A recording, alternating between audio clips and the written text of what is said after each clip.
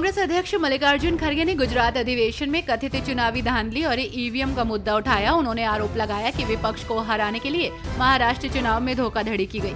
पूरी दुनिया ईवीएम से बैलेट पेपर में शिफ्ट हो रही है, मगर यहाँ ईवीएम का इस्तेमाल किया जा रहा है। ये धोखाधड़ी है। उन्होंने सरकार पर कई और आरोप भी लगाए।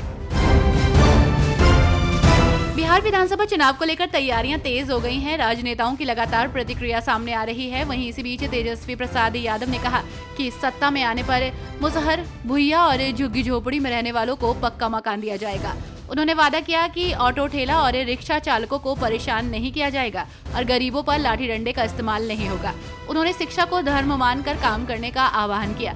उन्होंने कहा कि लालू प्रसाद यादव के बाद किसी भी मुख्यमंत्री ने दलितों के लिए मकान नहीं बनवाए। कांग्रेस नेता पवन खेड़ा ने पीएम मोदी पर जोरदार हमला बोला। दरअसल कांग्रेस नेता पवन खेड़ा ने भाजपा पर निशाना साधा और कहा कि वे शुरू से ही संविधान के खिलाफ रहे हैं और आज भी इसके खिलाफ हैं। साथ ही पवन खेड़ा ने कहा कि जिस दिन प्रधानमंत्री को ये समझ में आ जाएगा कि कांग्रेस ने समाज के हर वर्ग को संतुष्ट किया है, उसने कभी तुष्टीकरण नहीं किया, उस दिन शायद वे सरकार चलाना सीख जाएंगे। वक्फ संशोधन कानून आज के समय में सबसे बड़ा चर्चा का विषय बना हुआ है। इसे लेकर विपक्ष भाजपा पर हमलावर है। इस बीच पश्चिम बंगाल की मुख्यमंत्री ममता बनर्जी ने इसे लेकर बड़ा ऐलान कर दिया। दरअसल उन्होंने कहा कि केंद्र के वक्फ संशोधन कानून को पश्चिम बंगाल में लागू नहीं किया जाएगा।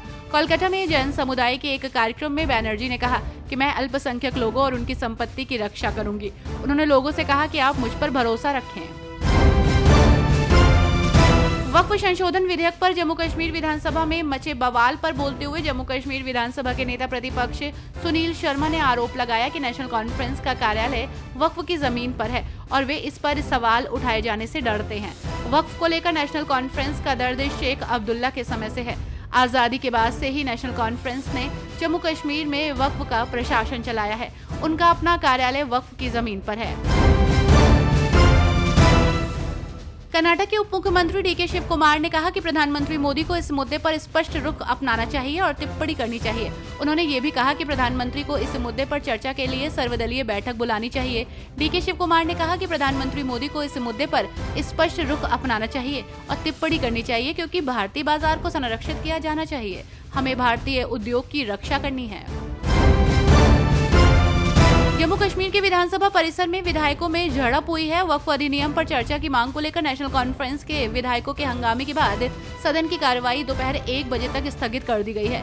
जम्मू कश्मीर विधानसभा के अंदर आप विधायक महराज मलिक की पीडीपी विधायक वहीद पारा से तीखी बहस भी हो गई। 26/11 मुंबई आतंकी हमले के आरोपी तहव्वुर राणा को अमेरिका से भारत लाया जा रहा है। सामने आई खबरों के मुताबिक राणा कल सुबह तक दिल्ली पहुंच सकता है। इस प्रत्यर्पण ऑपरेशन में राष्ट्रीय जांच एजेंसी की 7 सदस्यीय टीम शामिल है, जिसकी अगुवाई एडीजी रैंक के एक वरिष्ठ अधिकारी कर रहे हैं। रूस ने पीएम मोदी को 9 मई को होने वाली विजय परेड में आमंत्रित किया है, जो जर्मनी पर विजय की 80वीं वर्षगांठ है। रूस के उप विदेश मंत्री ने इस बात की पुष्टि की है कि पीएम नरेंद्र मोदी को आमंत्रण भेजा जा चुका है और यात्रा पर काम चल रहा है। पीएम मोदी ने भी पुतिन को भारत आने का निमंत्रण दिया था। पुतिन ने निमंत्रण स्वीकार कर लिया है। अपने बयानों को लेकर अक्सर चर्चा में रहने वाली बॉलीवुड अभिनेत्री और मंडी से भाजपा सांसद कंगना रनौत ने एक बार फिर विपक्ष पर, खासकर कांग्रेस पार्टी पर जमकर निशाना साधा।